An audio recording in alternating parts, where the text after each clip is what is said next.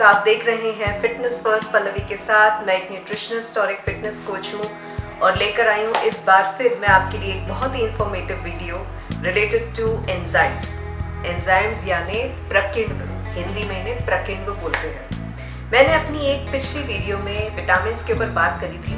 अगर आपने नहीं देखी तो उसे जल्दी जल्दी देखिए, क्योंकि विटामिन्स में मैंने बताया था कि विटामिन्स ऐसे को फैक्टर्स हैं, मतलब ऐसे हेल्पर मॉलिक्यूल्स या सहायक अणु हैं जो एंजाइम्स के साथ काम करते हैं। और एंजाइम्स ऐसे रसायन हैं जो इनके साथ जुड़कर कुछ ऐसे रासायनिक प्रक्रिया यानी केमिकल रिएक्शंस को जन्म देते हैं, जिसकी वजह से हम अपनी रोजमर्रा की जिंदगी के काम आराम से कर सकते हैं। तो ये वीडियो में हम डिस्कस करेंगे सबसे पहली बात, एंजाइम्स क्या होते हैं। दूसरी बात, कैटाबॉलिज्म और एनाबॉलिज्म का मतलब क्या है। और तीसरी बात, एंजाइम्स का महत्व क्या है, क्या इंपॉर्टेंस है या क्या सिग्निफिकेंस है एंजाइम्स का।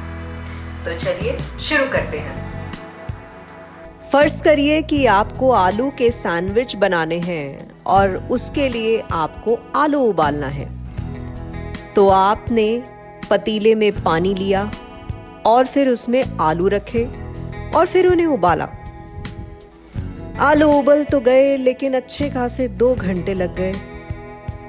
फिर आप सोचने लगे और आपकी नजर पड़ी प्रेशर कुकर पर। आपने सोचा क्यों ना आलू इसमें उबाले जाएं, और फिर आपने प्रेशर कुकर में पानी डाला, उसमें आलू डाले, प्रेशर कुकर का ढक्कन लगाया और आलूओं को उबालना शुरू किया। और ये क्या आपने देखा, 15 मिनट में आलू उबल गए। इससे हमें ये समझ आ गया कि कुछ काम बहुत ही जल्दी कुछ खास बर्तनों से हो सकते हैं। हमारे शरीर को भी ढेर सारा खाना बनाना होता है अपने विकास के लिए, जैसे कि खून बनाने के लिए, हड्डियां मांसपेशियां बनाने के लिए, बाल नाखून त्वचा बनाने के लिए, पेट में जो खाना हमने खाया उसे पचाने के लिए।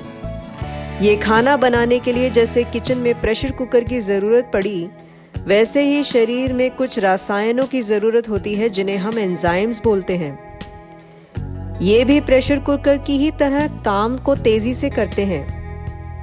कैसे? चलिए लेते हैं एक मिसाल। हमारे शरीर में 2 तरह की रासायनिक प्रतिक्रियाएं अहम हैं, एक कैटाबॉलिज्म और दूसरी एनाबॉलिज्म। कैटाबॉलिज्म का मतलब है किसी बहुत बड़े रसायन यानी केमिकल का छोटे छोटे केमिकल्स में टूट जाना, ताकि हमें ऊर्जा मिल सके और हमारा शरीर रोज के काम कर सके, जैसे उठना बैठना, उछलना, कूदना, सोचना आदि। वहीं एनाबॉलिज्म बिल्कुल उसके विपरीत, जिसमें छोटे छोटे रसायन यानी केमिकल्स जुड़कर बड़े रसायन बनते हैं, जैसे शरीर में मौजूद ढेर सारा कोलेजन प्रोटीन, कैल्शियम, फास्फोरस जुड़कर इंसान की हड्डियां बनाता है। लेकिन ये दोनों एनाबॉलिज्म और कैटाबॉलिज्म तब तक संभव नहीं होंगे जब तक हमारे शरीर में कुछ केमिकल्स नहीं होंगे, यानी रसायन नहीं होंगे। ये वो केमिकल्स या रसायन हैं जो एनाबॉलिज्म और कैटाबॉलिज्म जैसे न जाने कितनी रासायनिक प्रतिक्रियाएं यानी कि केमिकल रिएक्शंस को अंजाम देती हैं, बिना उस प्रतिक्रिया में खपे या खत्म हुए।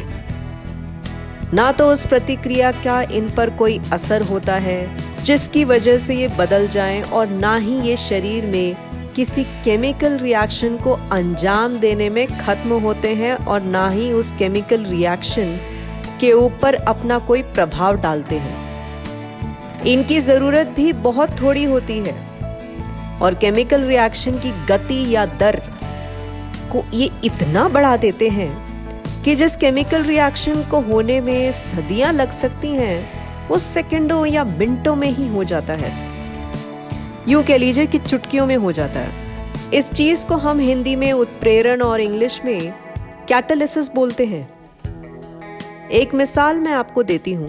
एंजाइम्स हमारे शरीर में आने वाले पोषक तत्वों पर काम करते हैं जो हमारे आहार में हमें मिलते हैं, जिन्हें हम सबस्ट्रेट्स के नाम से जानते हैं। बायोटिन एक बहुत ही आवश्यक विटामिन है जो हमारे बाल, त्वचा और नाखूनों के बनने और उनके विकास में काम आता है। मैं आपके सामने कुछ नाम बोलूंगी, जरा गौर कीजिएगा। 8 अमाइनो 7 ऑक्सोनोनानोएट सिंथेस, जिन्हें हम बायोएफ के नाम से जानते हैं।